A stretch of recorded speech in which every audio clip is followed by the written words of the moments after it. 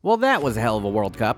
Yes, by now, you know how it ended. But let's rewind it back to the beginning and relive it from the start. Because God knows when we'll get another World Cup this epic again. And honestly, even before this World Cup began, it was littered with controversy. For those who aren't familiar, the FBI raided FIFA and found them out for what they are, one of the most corrupt organizations in the world. And it's a long story, which I did a full video about, up the I think is over here. But the short version of it is, much like what happened on Twitter recently, some filthy rich dude decided to buy it and ruin it. Yeah, a prince in the Middle East who was born with more money than you'll ever make in 100 lifetimes, so stop trying, took over Qatar and wanted to put the small Gulf country on the map. So he made billions off of Qatar's natural gas shales and used that oil money to bribe FIFA. And FIFA looked at them and saw the human rights atrocities committed by Qatar and said, here you go. World Cup for 2022, baby. Because if you thought FIFA gives two shits about human rights, let me remind you who they gave the last World Cup to. Oh yes, good old to Putin, baby. Yeah, it was rough. It was looking like people were living in FEMA tents, and dudes were rolling up on golf carts and smashing news reporters' cameras. But to be fair, once the games began, things ran rather smoothly. And as the teams headed into the dance in the desert, let us remember who were the favorites coming in. Go Time Wizard! And top of the odds to win the World Cup this year are Brazil. Now, I think when most Americans think of the World Cup, the first team that comes to mind is Brazil. And with good reason. Historically, they've won the most World Cups, coming in with 5, and the style in which they play the beautiful game is often dazzling, flashy. Think the Showtime Lakers, but in green and yellow. But it's been a little bit of a lull for the South American Giants. They haven't captured glory since the early 2000s.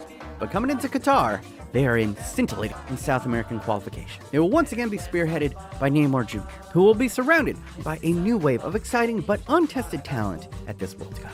Names like Martinelli, Antony, and Vinicius Jr. will give Brazil all the shiny new toys when it comes to attacking. And kind of surprisingly for Brazil, they are spoiled for choice at keeper with 2 all-world players in Ederson and Alisson.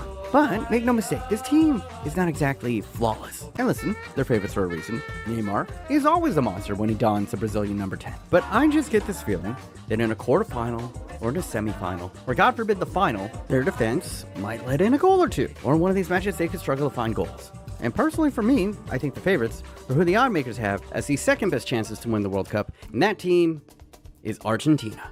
Oh, Argentina. I could wax poetic about how this is one of the best overall rosters going to Qatar. As usual, they are spoiled for choice and attacking options. And unlike Argentinian sides of the past, they actually have a defense.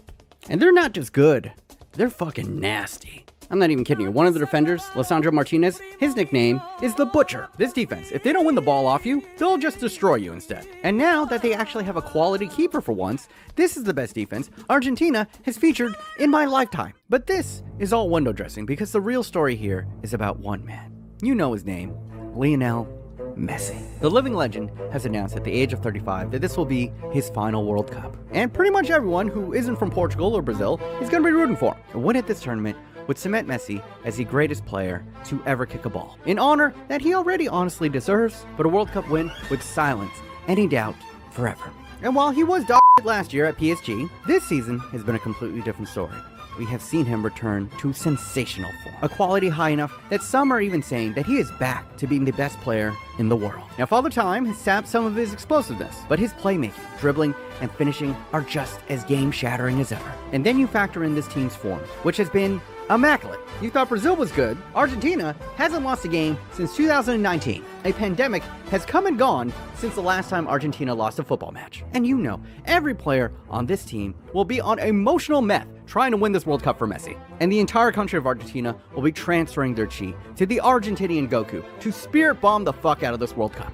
It just feels like all the stars are perfectly aligning for Lionel Messi's last dance World Cup. They should easily get out of the group stages, but the path to the final could be littered with powerful enemies. And if you are a neutral or just a lover of sports, the simple and easy answer for who to root for at this World Cup is Lionel Messi and Argentina. And alright, coming in with the third best odds are the defending World Cup champions, France. Yes, the winners 4 years ago in Russia only come in with the third best odds, most likely because they were the hardest hit by the injury bug. Big names like Paul Pogba and N'Golo Kante, who were instrumental in their win in Russia 4 years ago, are going to be missing out in Qatar due to long-term injuries.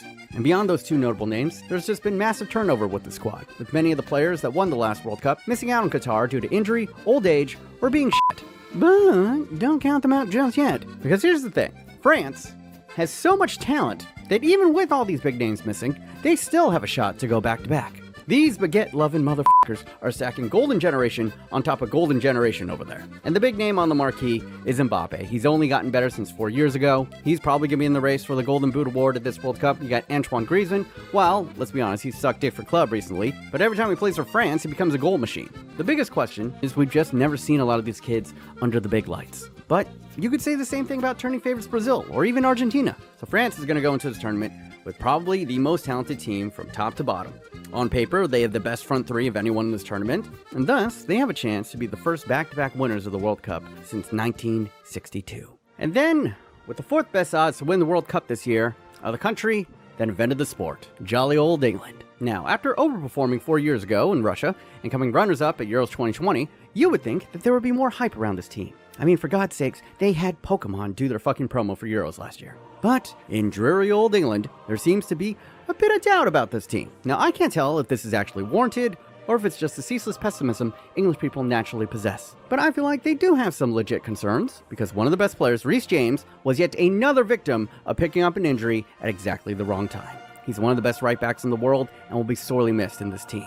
And their coach, Gareth Southgate, has been under some fire lately, as he opted not to bring the sparkling defender Tomori to Qatar. A huge head-scratcher, considering that Tomori is widely considered as the most informed defender that England has right now. And with Trent Alexander-Arnold about as reliable defensively as a toilet paper roll, and old concrete foot Harry Maguire trying to run down Mbappe, I can see why people in England might be a little nervous. But despite all these dark clouds, Gareth Southgate has generally had the golden touch once a major tournament kicks off, and they are spoiled for choice in inform attackers, with Harry Kane being one of the best strikers at this tournament, and he will most likely be flanked by the likes of Phil Foden, Marcus Rashford, or Saka, all of whom have been in excellent form for their domestic clubs. And their midfield features one of the most exciting talents in the world, Jude Bellingham. This kid is a do-it-all midfielder destined to cost some European giant $120 million this summer. If England go far, Jude will definitely play a big role in that. And the young starlet will be surrounded by depth and experience. This squad is battle-tested. Their golden generation is peaking at just the right time. And with a wide open field at this World Cup, could football finally be coming home? And I think they have a fucking decent shot at it. Just as long as they avoid their main nemesis, a penalty shootout. Yeah, just historically, if England go to a penalty shootout, they might as well get on the plane, because it doesn't end well. And on that note, I still don't know why they didn't bring Ivan Toney. Southgate, how do you not bring the one dude who does the one thing your country sucks at? My man is Steph Curry from the spot, and y'all left him at home? Yeah, I get why some people want Southgate gone. And yes, he's made some real head scratchers selecting this team, but every team at this tournament has holes. It's a weird World Cup, man. The vibes are just a little bit bizarro. From the venue to the teams, everybody is just making some weird choices lately. And that is why, honestly, beyond these four favorites, I could make an argument for a dozen teams to be in the fifth spot. Like Spain, who look to build off of a resurgent Euros performance. They're going to be going Tiki-Taka 2.0, featuring an exciting midfield of youngsters Pedri and Gavi, two of the most highly rated and up-and-coming stars in the world. And honestly, my next best guess after them is just someone random. Just someone's going to come out of nowhere this year and make a Cinderella run. Croatia did it at the last World Cup, so it's not that far-fetched. And there are a handful of sleeper teams that have the quality to go balls deep in Qatar. And I should say no homo, because that's also not allowed in Qatar. But these teams, like Denmark, Uruguay, the Netherlands, even Portugal, they all have sneaky good squads that I could see get hot and make a run. And I just feel like this World Cup could be utter chaos. And chaos is a ladder. And then the group stages happened. Now, if I could summarize the group stages into a headline, it would be crazy upsets, then right back to earth. Because the first shocker came bang, right out of the gate. Saudi Arabia beating tournament favorites Argentina. Saudi Arabia took it to Messi. It shocked the world. Arguably the greatest upset in World Cup history. I can't name a goddamn player on Saudi Arabia. And they went up and punched the fucking goat right in the testicles. And the reaction from the Saudis, I mean, it says it all. Look at this. Look at this. This man just said, fuck your door. And then you got AK-47s going full clip in the air. And the best thing to come out of this upset is this gem. 경기가 끝나고도 기쁨을 만끽했습니다. Excuse me, where is Messi? Where is Messi? Where is Messi? Messi down. Where is Messi? Messi down. Where is Messi? Down. Everybody see Messi. Where is Messi? Where is Messi? Congratulations! Thank you so much. Messi. Where is Messi? Where is Messi? This viral clip single-handedly made Saudi fans out of all of us. And reportedly, every player on the Saudi team has been promised a Rolls Royce when they return from the World Cup. And how did they follow up this historic upset? They lost against Poland due to a horror mistake made by the defender, and then they got their ass blasted by Mexico to finish bottom of the group. As I said, crazy upsets, then back to earth. So yeah, maybe the Rolls Royces might get repoed. But then we had the second big upset, and that was the moment when the World Cup was anime. I said in my last video that the World Cup is just an anime tournament arc. And then it came true. And Japan did it in a kit that was designed by the guy who made the Blue Lock anime, a popular soccer manga and anime in Japan. You couldn't make this shit up. And at first, I mean, like, Germany looked like they were in complete control. They got the opener in the first half. They were taking it pretty easy in the second, and maybe a little bit too easy, with Rudiger high-stepping on the Japanese. But then Japan came out after the half and went full attack on Titan, getting 2 quick-fire goals to stun the Kraus, and the Germans never recovered. And the reactions from Japan were amazing. Look at the Japan limbs at famous Shibuya Crossing, all while being polite enough that they would actually run back to the streets to let cars pass. And this is apparently how the Japanese celebrate, by being as polite as humanly possible, with the Japanese fans continuing their long tradition of cleaning up the stadium after every World Cup match they attend, win, lose, or draw. And even the players got in on it. This is how their locker room looked after this historic upset. Flawless victory. But much like Saudi Arabia, they went on to lose their next game. But then they repeated the script up against Spain, who up until this point was looking like one of the favorites at this tournament. And it was pretty much the same thing. In the first half, Spain scored 1 and looked like they were in complete control. Japan couldn't even get a hold of the ball. But bang, right out of halftime, 2 subs. And basically the same dude who scored in the first one did it again. And then the second goal is one of the most controversial calls in World Cup history. Look at how close this ball was from being out. In fact, a lot of people were debating that it actually was out. But VAR apparently found it inconclusive, and Japan held on for dear life, beating Spain 2-1 and topping the group, and in the process knocking Germany out of the group stages. This was the most chaotic moment of the World Cup so far, and I loved it. We all loved it. And I'll always remember it as the time when the World Cup was anime. And then there was my favorite moment of this entire World Cup, and that was on the final day in the final game of group stages. Cameroon were playing Brazil and needed a 2-goal win to advance, and the game was tied 0-0. But in the 92nd minute of extra time, Vincent Aboubakar scores a glorious running header, and instead of running and picking up the ball and trying to get a second goal to advance his country in the World Cup, he decided it was a better idea to rip off his shirt, get a yellow card, and then get sent off because he was already on a yellow card. And this man didn't give a f***. He just scored against Brazil, and that's all that mattered, as he held up his jersey to the crowd to see his name. Even the ref was smiling when he gave him a red card. Hey, but I guess if you're gonna go out the World Cup, the most legendary way I've ever seen anyone go out. Cameroon, you're eliminated, but goddammit, the streets will remember Aboubakar. So yeah, I would say those were like the 2 kind of big shockers and highlights of the opening rounds. But enough of the appetizers. Let's get into what you really care about. How is Team USA looking? And so far, so good. You know, not bad. In the opener, we dominated Wales during the first half, and if not for an incomprehensibly stupid penalty giveaway by Zimmerman, we could have easily won that game. But Zimmerman's a bum, so we came out of the game with only 1 point.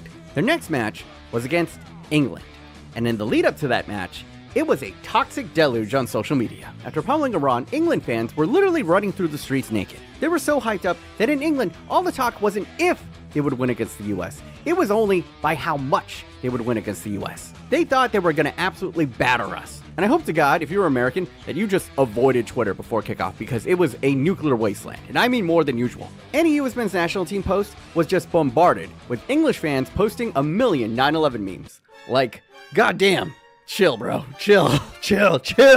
But then the game began, and the US actually outplayed England. Especially in the first half, we were dominating. At times, it looked like we were playing with an extra guy. He was so smothering. Now, it did end 0-0, but we made the better chances. We looked the more likely to score, and our midfield of a 20-year-old, a 23-year-old, and a 24-year-old outplayed their $200 million midfield. Also, this draw meant that we kept our undefeated record up against England at World Cups. So please, remind every English fan about that every opportunity you have. Yeah, you might think about that before you post 9/11 memes next time. And speaking of which, you know what's the best part about that game? It was that afterwards, my Twitter timeline, silent. Wait, what's that I hear? Is that the sound of freedom, England? On behalf of America, I can proudly say, suck my dick, England. Moving on to the next big question. With the group stages done, which country has emerged as the big favorite to win the tournament? Well, I'll tell you. The general consensus among everyone is, I don't know. Yeah, like no one is really sticking their neck out there saying they're like, oh yeah, France is so dominant. Oh, Brazil is definitely gonna win it. No, it's just pretty much how people felt before the tournament is how they feel about the favorites now. Brazil was the betting favorites, and they've looked as expected. Now, they aren't playing with as much flair as the early 2000s, but its more pragmatic style has seen them cruising to the knockout rounds thanks to one of the better defenses at this tournament. They still don't have a clear-cut striker, but the wingers are so damn good that it might not even matter. Vinny Jr. looks like his ass has rockets every time he's running down the way. Now, the big knock against this team now is Neymar got his ankle rolled up in Game 1, and after the match it looked like a grapefruit. Not good. But reports are that he'll be able to play in the knockout round. Is he going to be at 100%? Is he going to be at 80%? Still, I would say that they're the favorites until further notice. And then you had Argentina, who at first looked like they could be the big choke job of this tournament, because they opened with a shock loss to Saudi Arabia. And because of that, Messi faced elimination as soon as the second game. But that pressure could be building diamonds, as when his country needed him most, Lionel Messi returned from missing and brought balance to the elements, taking the game by the scruff of the neck and scoring a goal out of nothing. And as the little magician raced over to the Argentinian stands and let out a guttural scream, in that moment, you could see a country living through their avatar. They would go on to beat Mexico comfortably and followed that by battering Poland. So after that false start, they actually ended topping the group. And with that, Lionel Messi's last dance World Cup keeps on dancing. And then we have France, who despite being hit with yet another major injury, they lost Ballon d'Or winner Karim Benzema right before the tournament started in training, but they didn't miss a beat. And honestly, it's between them and Spain on who's looked the best at this tournament so far. As I said before, they're so loaded with talent that it doesn't matter. Benzema was replaced by Olivier Giroud, who has eternally been underrated his whole career. The man just scores goals, and Kylian Mbappe is showing the world, telling them to basically shut the fuck up about Erling Haaland, okay? I'm here too, and I'm pretty good at putting a ball into the back of the net. And then there was England, who had been Jekyll and Hyde. They opened their campaign with an absolute decimation of Iran. It was 6-2, the second largest margin of victory of anyone in the group stage. They looked sensational. And then they go and follow that up by playing timid, hyper-conservative versus the US. And as I said before, they were basically outplayed by America. But then what do they do in the next match? They took Wales around back and just spanked them. Looked damn near like an exhibition. And honestly, I don't know if we've seen this team at full tilt yet, which I think is a good thing for England. And Southgate just seems like he's under fire every time the team doesn't win by 3. But once again, at a major tournament, he's easily navigated them out of the group stages. And beyond the USA game, England are looking like one of the best teams in this tournament. They have scored some lovely goals, with Rashford being absolute dynamite when he gets the chance to play. I think the English don't want to jinx it, so no one's really talking about it, but this is a very winnable tournament for them, as long as they avoid a penalty shootout. And you know it's coming, England. Good luck. And as for the surprise teams, Japan top of the group, beating 2 European superpowers in Spain and Germany, that was simply glorious. But my weeb ass has already talked enough about anime, so moving on. I'm gonna eat some crow here because I was definitely wrong. I was wrong about Germany. Losing to Japan was not only humiliating, but ultimately sealed their fate, as they're going out in the group stages. This is their 3rd major tournament in a row that they've disappointed at. Then we have Belgium's golden generation, which never really generated any gold. Yes, they've been eliminated from the World Cup, and in the most heartbreaking fashion, with Lukaku missing chance after chance after chance. It was brutal. After the match, he was inconsolable, sobbing like a child and falcon punching glass barriers. Sometimes, sports is absolutely brutal. But on a positive note, Spain has been a pleasant surprise. A lot of people, myself included, wrote Spain off. They don't have any superstars, and their golden generation was over a decade ago. But then they opened their campaign with the most one-sided destruction of any team in the tournament so far, shredding Costa Rica 7-0. And from that point on, they put everyone on notice. Tiki-taka is back, baby. And maybe we shouldn't sleep on Portugal because they have made it look easy. Ronaldo is out here claiming goals that aren't his, and Rafael is smiling even before the ball hits the back of the net. They were through to the knockout rounds by the end of Game 2, and rested a bunch of the players in the loss to South Korea. Sensational ending to that match, by the way, if you didn't catch it. For you guys who don't know, South Korea needed a win in order to advance in that group, and it was tied 1-1 in the 95th minute of extra time. And off of a corner, the kimchi god Heung-min Son broke forward. There was basically no one around him. He was surrounded by a forest of defenders, but somehow, through the foliage of legs, Sonny Boy found an assist that would push South Korea into the knockout rounds right at the death of the game. It was electric. Drama of the highest quality. And in that moment, the World Cup was K-pop. And as for sleepers, I'm not actually going to give any sleepers this time, because I'm a jinx. All my sleeper teams from the last video, Uruguay, Serbia, Denmark, all of them eliminated. So I'm not going to single any team out as sleepers. All I'm going to say is, much like every World Cup before, someone is going to come out of nowhere and make a run. And now that it's win or go home, those David vs. Goliath moments are about to happen. Hope you enjoyed the appetizer, because here comes the main course, a healthy serving of chaos. Plenty of storylines abound. Morocco really surprises some people, topping a group with Belgium, Croatia, and Canada. Maybe they could be this tournament's Cinderella. How much longer will the power of God and anime be on Japan's side? And can one of these African nations knock off a colonizer or two? That is what you get to look forward to this week at the World Cup. Go time wizard! Oh, hello there, my sad American. I know that it's been a tough week for us, but the U.S. men's national team are out of the World Cup, and in devastating fashion, as we were put to the sword by the fucking Dutch. But we weren't the only boys in blue packing our bags this week, as I'm also sad to say, the World Cup is no longer anime. The Samurai Blues have been the Cinderella darlings of this tournament, giant killing Europeans by day and cleaning up trash by night. They provided some of the most magical moments of this tournament and will sadly be missed. Speaking of missed, they really got to work on the penalties, man. Like, how do you go from free kick specialists like Honda and Nakamura and then be this bad at penalties? That shit was so trash, the Japanese fans tried to pick them up after the game. And we also had a bid farewell to the other Asian team, South Korea, who during this tournament basically copied the blueprint of Japan. They broke through to the knockouts for only the third time in their history.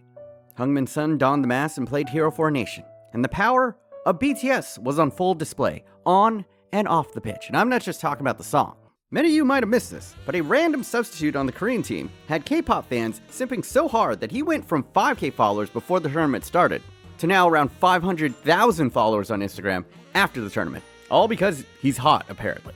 Now, the round of 16 kind of felt like that one round in the anime tournament when all the Rock Lees get taken out. And a glistening World Cup feels a little bit less exciting with these three upset kings going home from Doha. But the World Cup matches, they keep marching on. And while it's looking pretty chalk in the bracket, that also means it's all kaiju-class nations from here on out. Everyone on a collision course for each other. So buckle up. It's about to get pretty heavy. So now, let's talk about the big boys. And first up, they've been the front runners since the beginning, and they've been looking even better every match they play. It's Brazil. And yes, I'm gonna eat some crow here. I was skeptical about this team coming in, but they have answered every question I had about them emphatically. Their defense has been one of the most stout at this tournament, and even when a team can somehow break them down, Alisson was sensational. Dude is a fucking brick wall. And while they're not the super Sambas of the 1990s or the early 2000s, they found a nice little balance with this newer kind of pragmatic defensive shape while blending in a little bit of that Samba flair from years past. So much that it's annoying people how much they're dancing. I mean, get over it, man. I love it. You don't want to see them dance, don't let them score. And then my last question is, who is going to be their main striker? And after I asked that question, Richarlison has now scored 2 of the prettiest fucking goals of this tournament. Thank you, my bleached hair friend, for making me look like a dumbass. And with Neymar back from injury, this team is somehow looking better and better every game. And as if they didn't have enough motivation, now we're getting reports, and this is on a sad note, that the OG GOAT, Pele, who's been struggling with colon cancer for the longest time, has been hospitalized, and he's not doing well. Reports are still murky about his current condition, but what has been reported is he's apparently watching the World Cup from his hospital bed. And with them knowing that, you know this Brazilian side is going to dedicate this World Cup run to their version of football Jesus.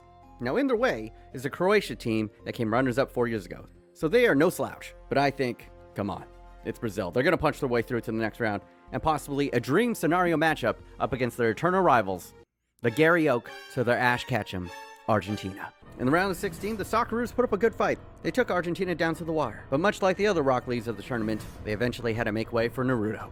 And no shame. It's been a great tournament for the Aussies. My only issue with the Socceroos is why does Australia get a pass for calling it soccer, but America is like labeled Philistines for saying the word? Now, for our last bout of the quarters, we actually have one Cinderella that made it through. North Africa in the motherfucking house. Goddamn Morocco took out Spain.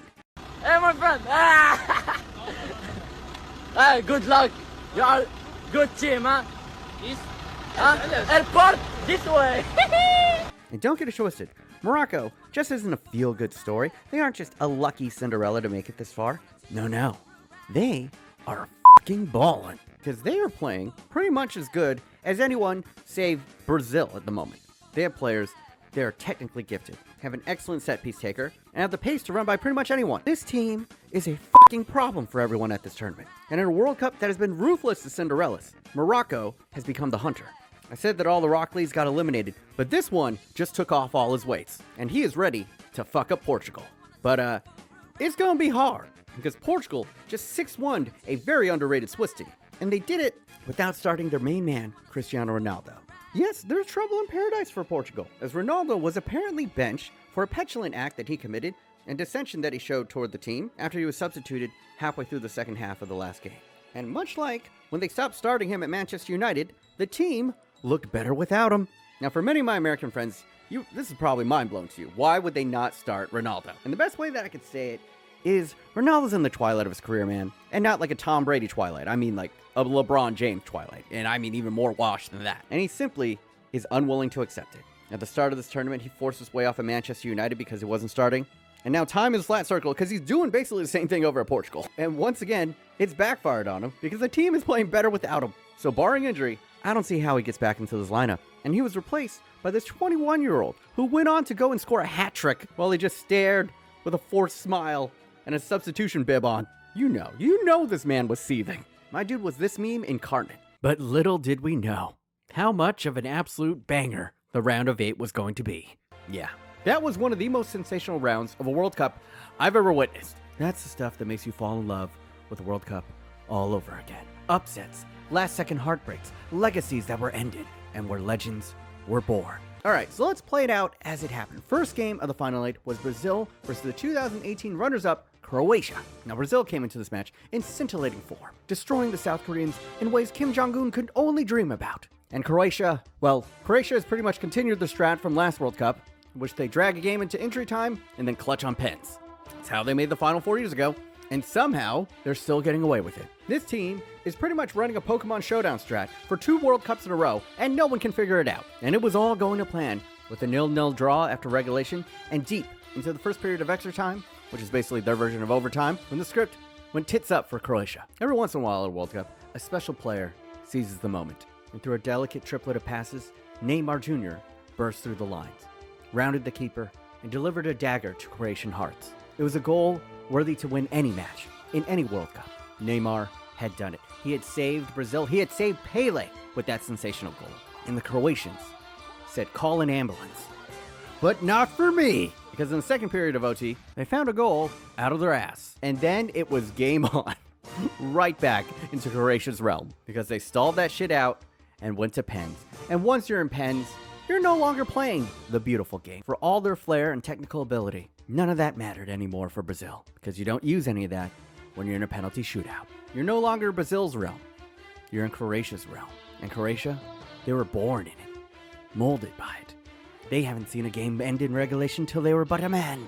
And when it all came down to just who had the better nerves, and you factor in that the Croatians, many of whom grew up around Civil War, well, a shootout was just another day.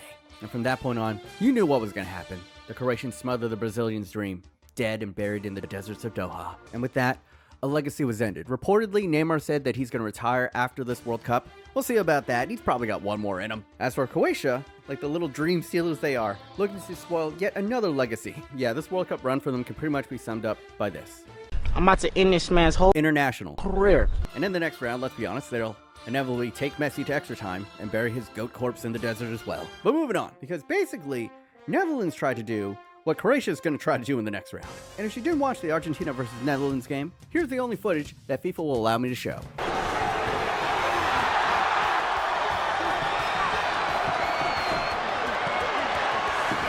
Yeah, it was just an all-out brawl. I think it set a record for most yellow cards in a game, and I have no idea why this was so spicy. Y'all never fought a war against each other, right? But it was so fucking chippy. The best bit coming when Mr. Paredes committed 2 possible yellow card offenses in a single play before blasting a ball directly into the Dutch bench. And it was a perfect encapsulation of this match. Just unneeded pettiness. And with that ball rocketing into the Dutch side, both benches cleared. Like it was baseball and the pitcher just threw 95 at the batter's head. And it was so weird, man. Messi could have been called for 2 yellow cards. A lot of Dutch fans were complaining about that. But you gotta remember, goats don't have arms. They only have legs. Them be the rules, all right? And early on, it looked like it was all Argentina. They got a commanding 2-goal lead, and they were just sailing, controlling the match. But somehow, the Dutch fought back, and in dramatic fashion. Literally, with the final kick of regulation, off of some training ground bullshit, they get the set-piece routine of dreams, sliding the ball into the far corner of the net and taking it to extra time. After 2 periods of their OT, we went, yet again, to a penalty shootout. And once again, the Argentinians seemed to take a commanding lead. But once again, the Dutch almost pulled it back in the penalty shootout, with Argentina a little bit choky, only to once again fall so short. And it was a game for the ages, an all-time classic. Messi, who's typically been a quiet man for the entirety of his career, walked over to the Dutch bench and started talking shit to the coach, Louis van Gaal, of Then during an interview, a Dutch player just wanted to come over and shake his hand. In Spanish, he told him, "What are you looking at? What are you looking at, dummy? What are you looking at, dummy?" The man, who's been a babyface his whole entire career, did a heel turn in one game. It's like he got that Michael Jordan in him for this tournament. He's taking everything personally. And I cannot wait for that 4-part docuseries showing all the behind the scenes and interviews from Lionel Messi's Last Dance World Cup. It's coming, baby. You know it's coming. And this match versus the Netherlands, oh my God.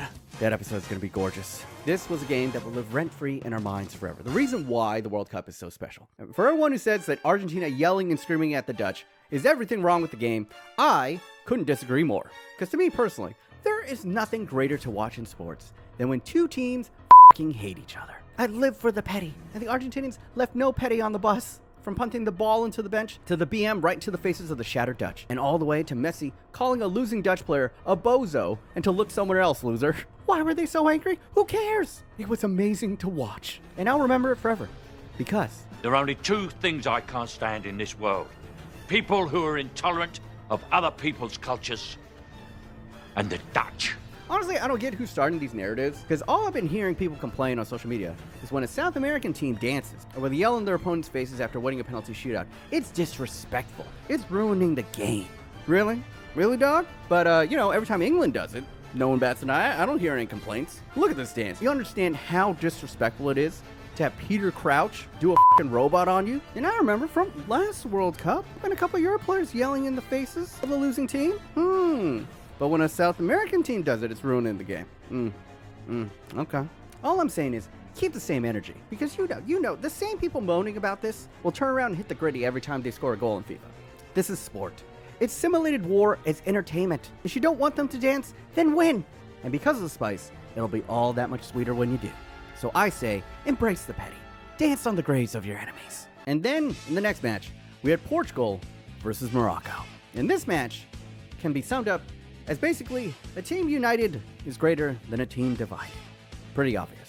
Because the f***ing Mad Lads, they've done it. The first African nation to ever make it into the World Cup semifinals. A sensational moment for Africa and the Arab world. And they did it by zero fluke. They won their group. They beat Portugal. They beat Spain. None of this was given. It was earned.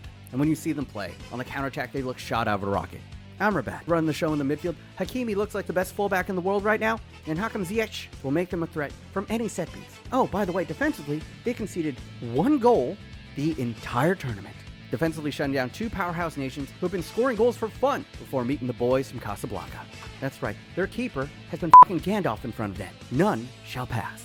I said in all my previous videos that someone no one expected would come out of nowhere and make a run. And that country, at this World Cup, is Morocco. And they will represent Africa and the Arab nations in the Final Four for the first time in World Cup history. Playing as well as anyone at this tournament, and in a style that can beat anyone at this tournament. And then there was the big one of the round. England versus France. And England, oh England, I'm sorry, bro. And I don't know if you can blame Southgate on this one, man. He played Foden. It wasn't the conservative game plan that many have criticized him about. Said he had a plan to keep Mbappe in check. And yeah, they kept him off the score sheet. And they didn't go down without a fight. They produced some excellent chances.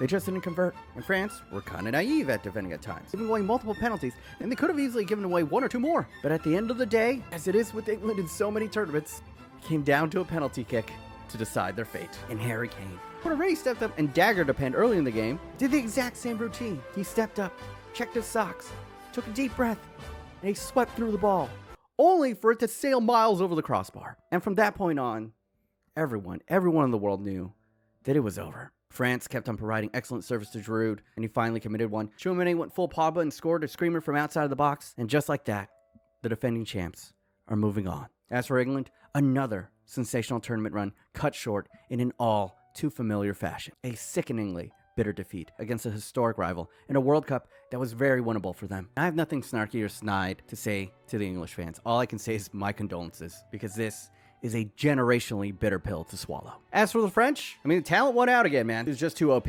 But they weren't flawless. Tchouaméni giveth and Tchouaméni taketh away. Because after scoring, he also gave away a penalty by scything down Saka in the box. And the defending all around was reckless. Theo Hernandez barging to the back of Mason Mount, who was going nowhere. It's Mason Mount. He's gonna miss. And even with all that, their talent still pushed them through. And they are once again into the semifinals in a very winnable match up against Morocco. So there you have it, the Final Four of what has been one of the best World Cups in recent memory. You have Argentina transforming to the villains of the tournament in order to solidify the legacy of their GOAT, Lionel Messi. Croatia returning once again to another semifinal. Can they keep running their stall strats all the way to back-to-back World Cup final appearances?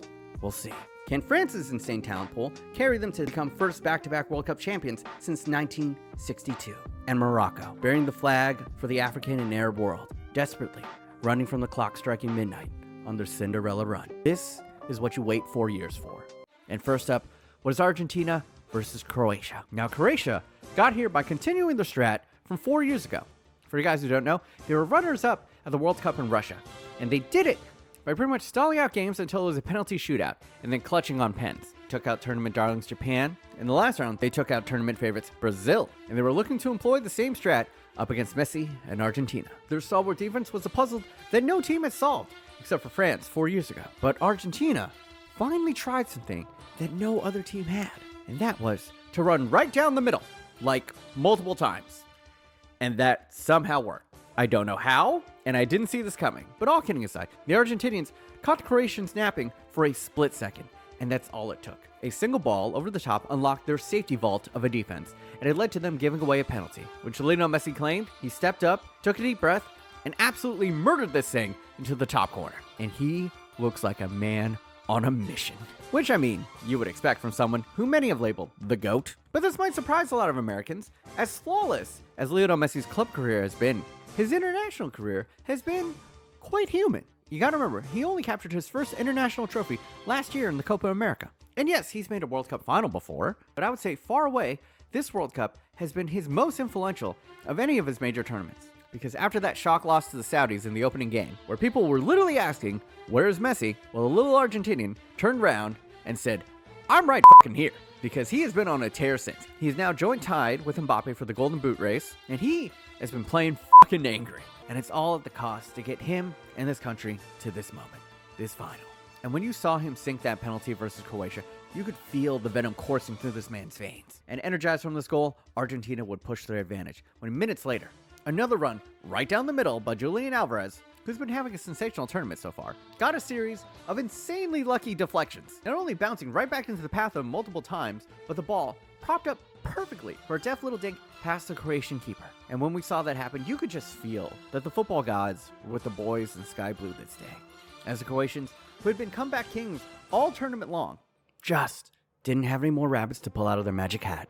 And in the 69th minute, Lionel Messi would wiggle away from another defender and send a cutback cross into the box, where once again, Alvarez was gleefully there to receive the ball and deliver it into the back of the net once again. And with the commanding 3-0 lead, Argentina punched their ticket into the World Cup final. As for Croatia, let's be honest, they can leave Qatar with their heads held high. They have nothing to be ashamed about. To nearly make it back-to-back World Cup final appearances is an incredible accomplishment for a nation this young. And honestly, we should no longer view them as some cheeky underdog, but actually put them where they belong, as a country that should join the elites of the modern footballing superpowers. And I mean, come on. At minimum, we should put them above Belgium. As for the Argentinians, this World Cup, since the beginning, has been about one man, Lionel Messi. As I said before, this World Cup final is about legacy. And a World Cup win is the only blemish on this man's otherwise immaculate footballing career. And here they are, on the precipice of sports immortality. But standing in their path are the OP gods themselves, France. They walked through the group stages, made light work of Poland, and then saw Harry Kane miss a penalty, which sent them into the semifinals versus the Cinderella darlings of the tournament, Morocco. And Morocco, they've been the story of this tournament. Giant slaying colonizer after colonizer, and playing a style that could beat any team. But up against France, the clock finally struck midnight for the Cinderella story. A goal in the opening 5 minutes, they came through a sensational scissor kick from Theo Hernandez, had the Moroccans chasing the game for the first time all tournament. And chase, they did. They threw everything at the French, from an overhead kick that was inches away from the right side of the post to another goal-mouth scramble that hit Jules Koundé, who honestly just happened to be at the right place at the right time. But after creating chance after chance after chance, simply nothing could find its way into the back of the net. And as the game neared the 80th minute, Kylian Mbappe received the ball at the top of the box. Twinkle-toed his way around a nest of defenders and found a half yard of space, where he fired a shot that was deflected off a Moroccan defender, only for a freshly subbed on Kolo Muani to gamble at the back post and punch France's ticket into the final. And it was devastating heartbreak for the Moroccans, who had been the adopted sons of Qatar this tournament. Many of the players' faces adorned the buildings of Doha, and despite falling just short of a final appearance. Their sensational run will be what many remember when they think back on the 2022 World Cup. So to Morocco and all their fans, take a fucking bow, because bravo, Morocco. Bravo. As for France, well, the world's talent factory has proved the claim true that they could field 2 teams at the World Cup and still be competitive, because half of the squad is pretty much their B team.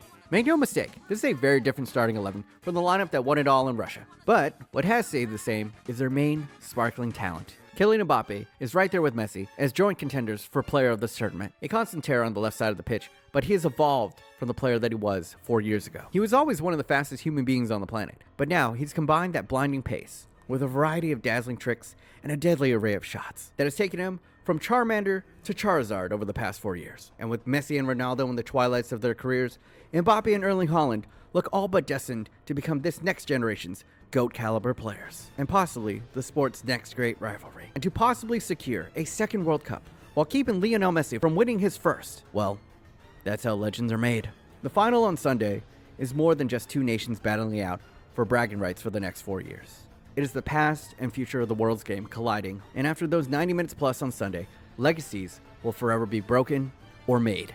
This is the last dance of all last dances, and we are all privileged to bear witness to such a historic moment. And with the World Cup final set, our main players took to the stage, and their final performance did not disappoint as it unfolded with all the drama of a Spanish novela. But at first, it was looking like it was going to be a rout for Messi and co.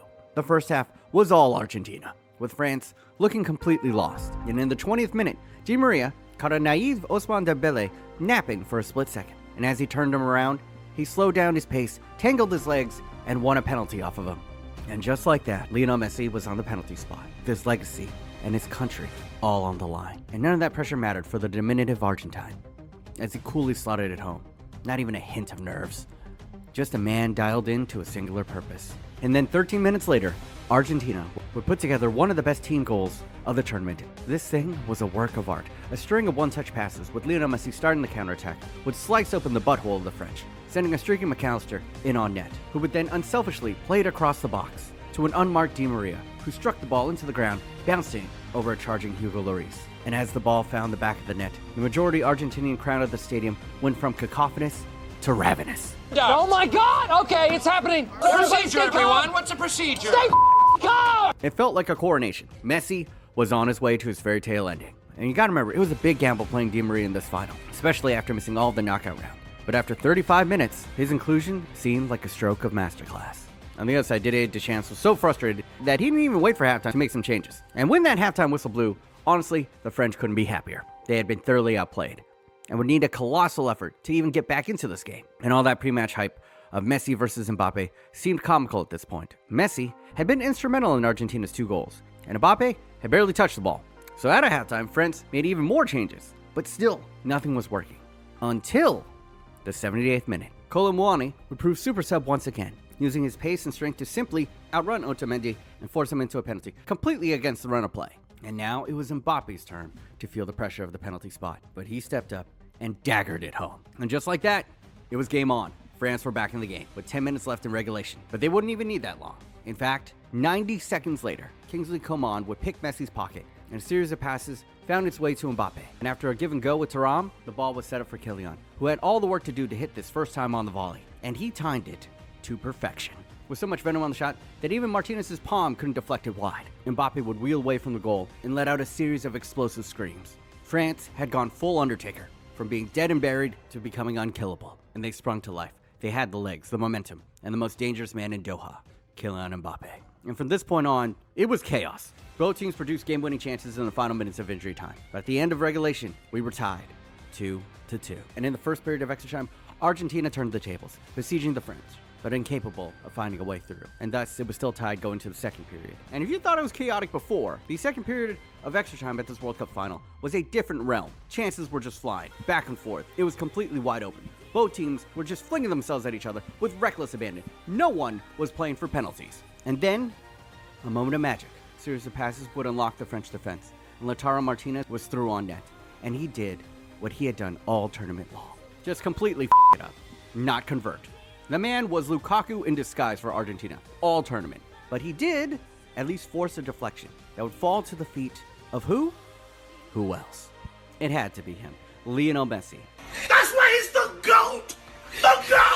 Barely scraping the ball over the line, and not even the dreaded VAR check could deny him a goal in the 107th minute. Messi had done it. And not only had he taken the lead for his country, but also in the Golden Boot race, and was 10 minutes away from sports immortality. But apparently this absurd script wasn't done yet. No, it had a couple more twists and turns, as in the 115th minute, an Mbappe shot hit the arm of a rushing Argentinian defender to give them once again a penalty out of nowhere. And there was only one man who was going to take this. In this moment, Mbappe not only had the opportunity to tie the game for his team, but in the process retake the lead for the Golden Boot race at this tournament and be the first player to score a hat-trick in a final in more than 50 years.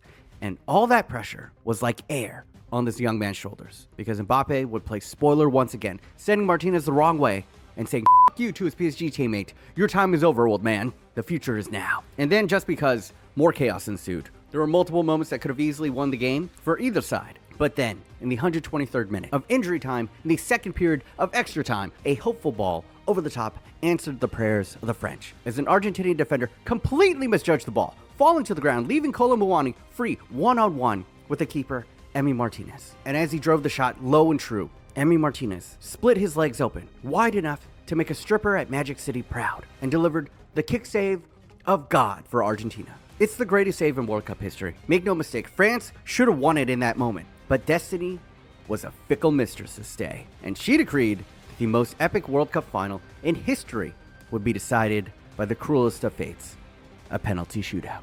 Both teams with legacies on the line, and it would be their two special players that would lead them off. Lionel Messi and Mbappe did what they've been doing since they arrived in the deserts of Doha, scored a goal and set the tone for their team. But then it was time for the man who saved Argentina with a kick save of the gods to once again don the cape and play hero. Reading the body language of Kingsley Coman, Emi Martinez guessed right and swatted away his attempt. And as he popped up from the penalty save, he celebrated like he won the World Cup right then and there. But how this final had gone so far, that might have been a little bit too soon, as Paulo Dybala, who had just been subbed on specifically to take this penalty, would go ahead, step up, and score his pen, going right down the middle, which then brought up the goal scorer versus England for the French, Chouameni. And that caused Emi Martinez to go into full-on shithouse mode, pacing back and forth, huffing and puffing, bouncing the ball like a pensive tiger. And the ref called for the ball to be given to the young Frenchman. He tossed it to the top of the box, forcing him to go fetch it. And the mind games worked like a charm, as the Real Madrid starlet would step up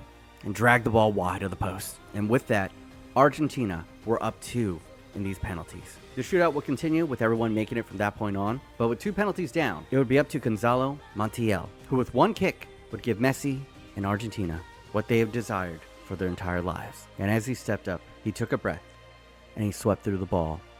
And just like that, it was all over.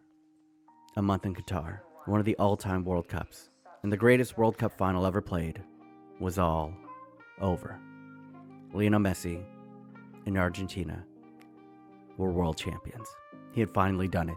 Silenced the doubters, brought redemption for the final versus Germany, and ending once for all, not just the 15-year-long Messi versus Ronaldo debate, but the Messi versus Pele debate. It was undeniable. Lionel Messi is the greatest of all time, a player who may never be surpassed, and we will all look back and feel blessed to have seen him play. A player like Michael Jordan, like Tom Brady, and debatably a greater sportsman than either of them. It's somewhat funny to think that perhaps the greatest athlete to ever live is an undersized 5'6" dude that weighs 140 pounds. Sports is incredible.